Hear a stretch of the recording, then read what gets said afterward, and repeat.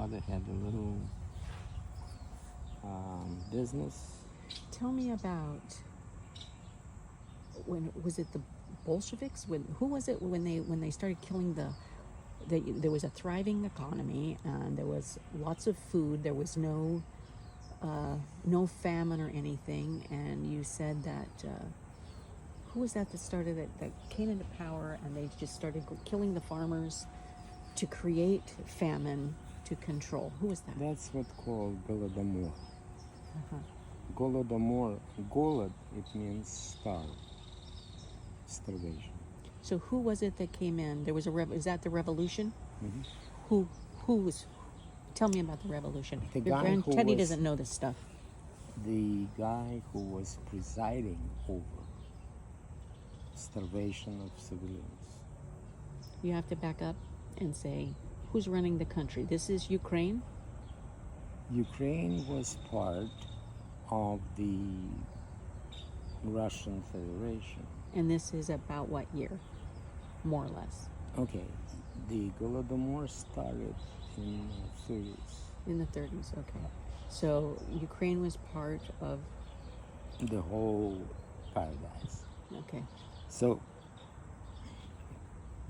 the man who was presiding over centralized planned starvation of civilians was a man who is very well known in the Western world.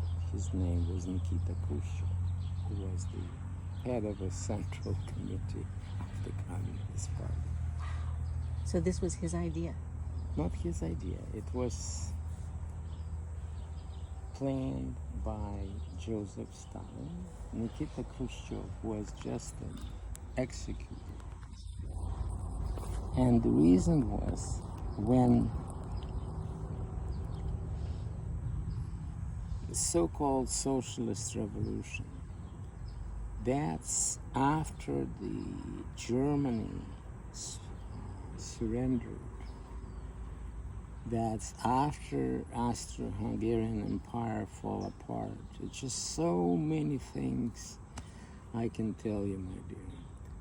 And so,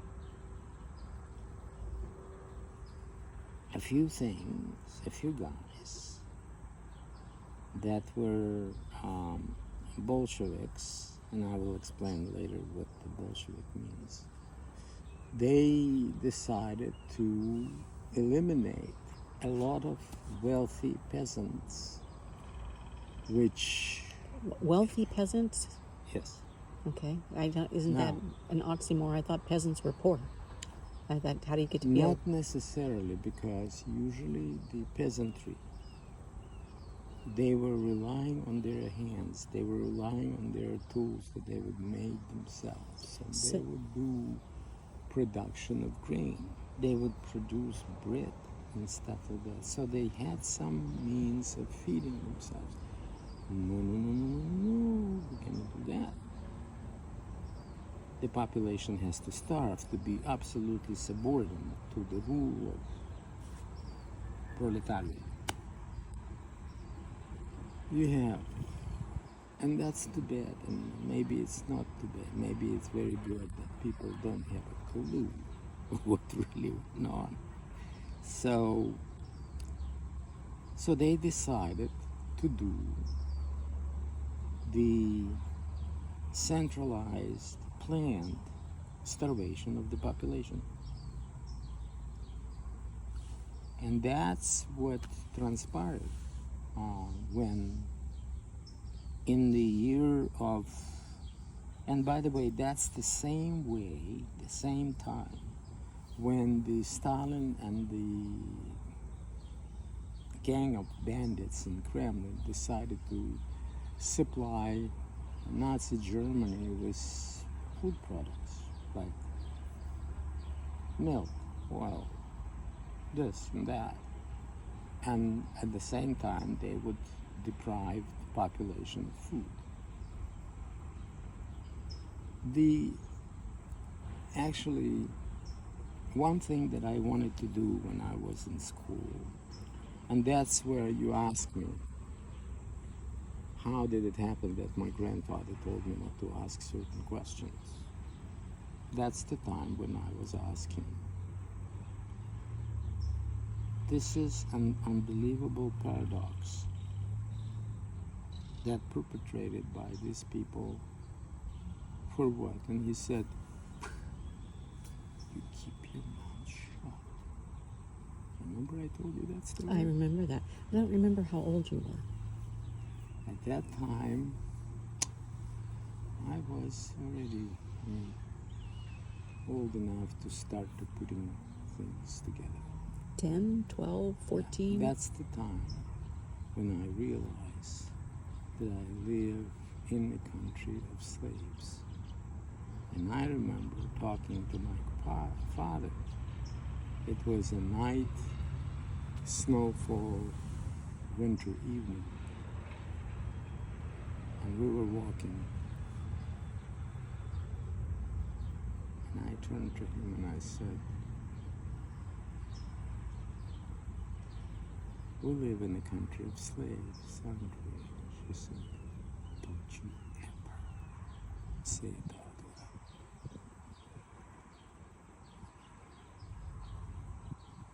To understand the depthness of this, and even that's why a lot of guys and girls who are about 10, 11, living in that area, if you will put them together with adults here, they will understand comparatively so much more. Going back to what Khrushchev did, so they went, I remember you telling me, they just went into the fields and slaughtered the farmers.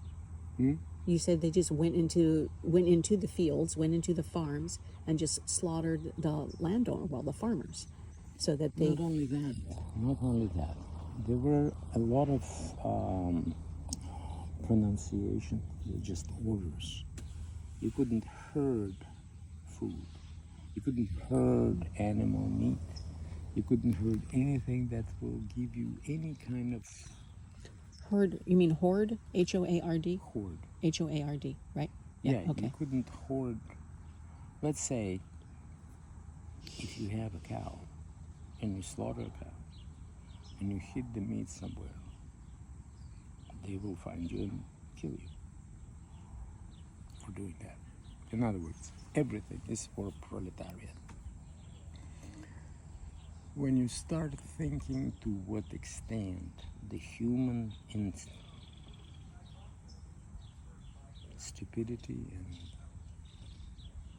can go, and then that's why the history of French Revolution was forbidden to be taught in Soviet schools. Because if you all put it together and you just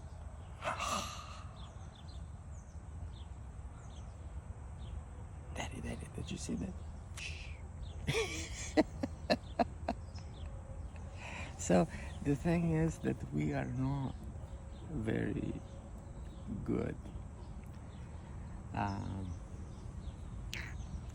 guardian of our history, of our culture, of our anything. We just in majority of our population of people who are just little stinking cowards that cannot analyze everything to the extent. And who said that I could analyze everything? But when I would talk to my grandfather, and I would be told that my grandfather, working by himself with a simple hand tools, could produce enough product to feed the family of 14. And then I look outside the window and I can see that everybody was forced to go to work because you were considered more good. You're mooching off the back of the society. And when you start to compute, or so I have a grandfather, a pudgy man with a big belly, and my grandmother who was shuttling from kitchen to the table, bringing stuff to my grandfather drinking buddies. And all of a sudden, my grandfather was no good because he was working for himself. You see, this is something that comes into your head when you start to apply some thoughts. And you apply them very early on because it's right in front of you. But not everyone did. Not everyone No, did look that. Yeah, not in only depth. that, but it's so obvious when you're about 6 years old. Like I was Teddy's age, and my grandmother put what's that called, a pillowcase full of matzahs. And she sends me somewhere to deliver matzahs that she prepared for somebody. And I go. And all of a sudden the policeman approached me. And he said, "Oh, hello, little kike. Carrying matzah somewhere?" I said, "Oh, no, of course not. What do you mean? It's a dirty clothes."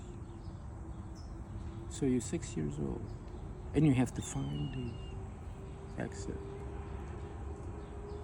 I said, "Oh, sure, just go get your ass out of here because I'll beat it to pulp." I said, "Okay, thank you, sir. Thank you very much."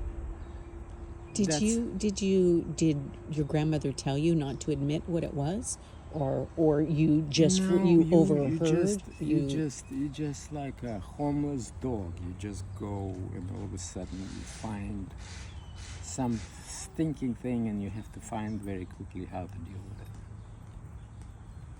This is just one of those little things, and you see, there is certain happiness in seeing this tree. They have no clue. Yeah.